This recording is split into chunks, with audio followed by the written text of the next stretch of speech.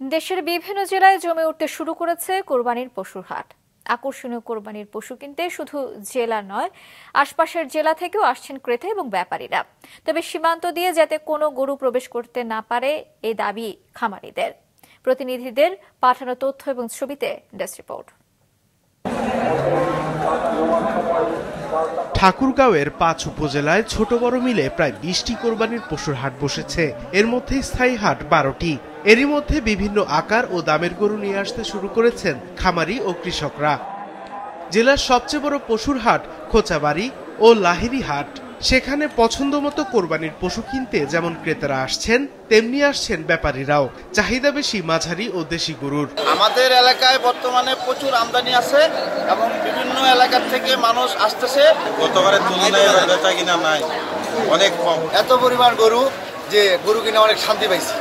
চাঁদপুরের সবচেয়ে বড় পশুর হাট বসে সদর উপজেলার সফরমালী বাজারে।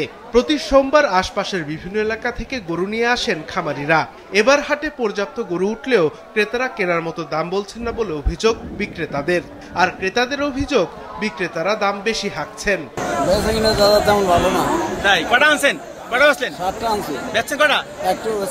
তাই সবসময় জীবাণু থেকে 10 গুণ বেশি সুরক্ষিত থাকতে ডেটল হ্যান্ড ওয়াশ। একটা 1 লাখ, একটা 1,14,000। দাম কেমন এখানে? দাম তো মোটামুটি ঠিক আছে। এদিকে কুমিল্লায় এবার মোট কোরবানির পশুর হাট 409টি। হাটগুলোতে বিক্রির জন্য পশু আনতে শুরু করেছেন খামারিরা। তবে শঙ্কা অবৈধ পথে আসা গরু নিয়ে।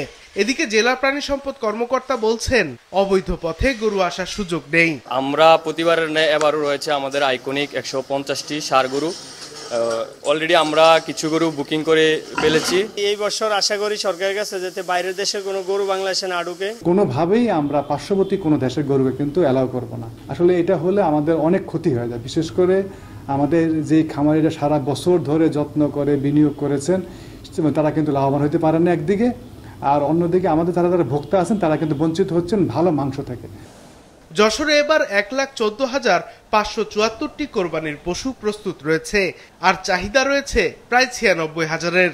এসব পশু 19টি হাটে ওঠানোর প্রস্তুতি নিয়েছেন খামারিরা। এখানে ঘাস এবং খোল এবং বিচেলি খাওয়ানো হয়। দানাদার খাদ্য আছে আপনার এই ফিট, কুড়ো, ভুসি, ভুট্টা গুঁড়ো, এগুলো আমরা ব্যবহার করি গরুর জন্য। মেহেরপুরের প্রস্তুত করা 53,300টি কোরবানির পশু জেলা 3টি হাটে ওঠানো হবে। যদিও জেলাটিতে কোরবানির পশুর চাহিদা প্রায় 18,000। সাদেকুর রহমান সিদ্দিকী, মাছরাঙ্গা, নিউজ ডেস্ক।